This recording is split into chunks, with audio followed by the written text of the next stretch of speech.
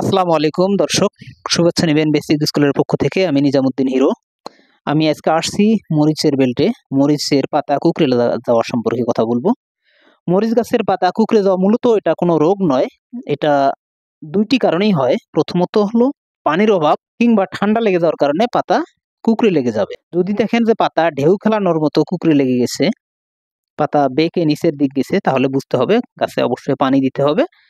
আর শীতের দিনে অবশ্যই ম্যানকোজেব জাতীয় স্প্রে করলে ইনশাল্লাহ তাতে কাজ হবে। দ্বিতীয় সমস্যা হলো মরিচ গাছের পাতা কুঁকড়ে যাওয়ার কারণ জাপ পোকা, aphid disease, mites, white fly এসব পোকার আক্রমণে মরিচের পাতা কুঁকড়ে যায়। আবার কখনো কখনো পিঁপড়ার আক্রমণের কারণেও গাছের পাতা কুঁকড়ে যায়। এখন আমরা অবশ্যই জানবো যে এই ধরনের পোকার আক্রমণের কারণে কি ধরনের লক্ষণ দেখা দিলে আমরা বুঝবো যে এই পোকার আক্রমণ কিংবা পিঁপড়ার আক্রমণে আমার মরিচের পাতা কুঁকড়ে লেগে গেছে। এই বিষয়ে কথা বলবো। যদি দেখেন মরিচের পাতা কুঁকড়া লেগে উপরে কিছু র্যাক র্যাক দেখা দিবে সাদা সাদা, আবার পাতা বেঁকে যাবে, পাতাটা যখন ভাঙার চেষ্টা করবেন দেখবেন মটমট শব্দ করে পাতাটা খুব ভারী হয়ে আসবে, স্বাভাবিকের তুলনায় ২ গুণ ভারী হবে, পাতাটা খুব সহজেই ভেঙে যাবে। আর নতুন কোনো কুশি আসলে দেখবেন পাতাটা একদম ছোট হয়ে আসছে, কুঁচকে গেছে। গাছের পাতা কালচে রং ধারণ করবে, তাহলে বুঝতে হবে অবশ্যই আমার গাছে পোকার আক্রমণ। সেটা জাপ পোকা হতে পারে, এফিড হতে পারে, জেসিস হতে পারে, এমনকি মাইটস হতে পারে। মাইটস কিন্তু সচরাচর দেখা যায় না, এটা পাতার নিচের অংশ থাকে। এটা খুব একটা দেখতে লাল একটা কাঁকড়ার মতো দেখা যাবে, তাই এটাকে বলা হয় মাইটস বা লাল মাকড়। এর আক্রমণ হতে পারে। আর যদি দেখেন যে পিঁপড়ার আক্রমণ, তাহলে অবশ্যই দেখবেন গাছে পিঁপড়ার যাতায়াত চলবে, আর গাছে সাদা সাদা কিছু পাউডার পড়ে যাবে ছত্রাকের মতো, তাহলে বুঝবেন যে পিঁপড়ার আক্রমণ। আমরা এবার জানবো এই পোকা দমনের পূর্বে কিছু করণীয় আছে, আমি সে বিষয়ে এবার বিশ্লেষণ করব। প্রথমত, পাতা বেশি কুঁকড়ে গেলে কোঁকড়ানো ছোট পাতার ছোট ছোট ডগা সহ পাতা ছিঁড়ে মাটিতে পুঁতে ফেলতে হবে। দ্বিতীয়ত, জমির আগাছা পরিষ্কার করে ক্ষেতে যাতে রোদ বাতাস চলাচল করতে পারে সেজন্য ক্ষেতের গাছ মেলে সিথি করে দিতে হবে, যাতে আলো বাতাস চলতে পারে। তৃতীয়ত, স্যাভলন মিশ্রিত পানি গাছে জোরে জোরে স্প্রে করে দিতে হবে।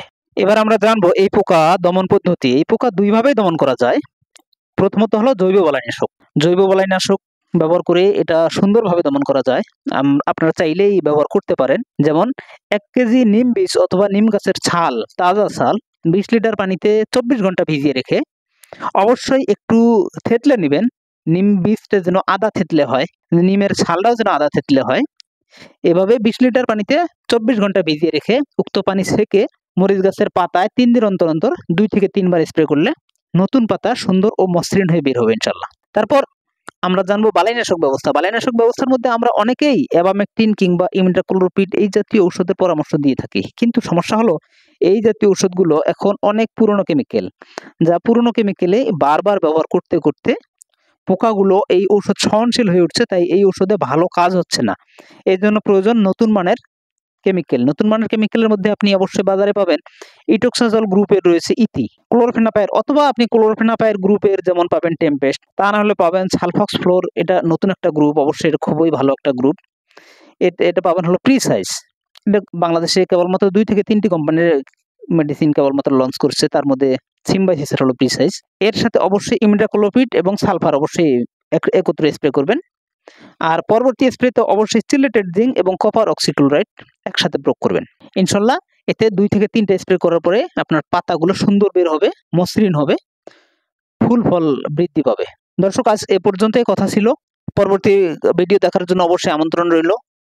আর আমার চ্যানেলটা যদি আপনার ভালো লাগে, আমার ভিডিওগুলো যদি আপনার ভালো লেগে থাকে, আর যদি আপনি আমার ইউটিউব থেকে দেখে থাকেন, তাহলে অবশ্যই আমার চ্যানেলটাকে সাবস্ক্রাইব করবেন। আর যদি আপনি আমার ফেসবুক পেজ থেকে দেখে থাকেন, তাহলে আমার চ্যানেলটাকে অবশ্যই ফলো করবেন।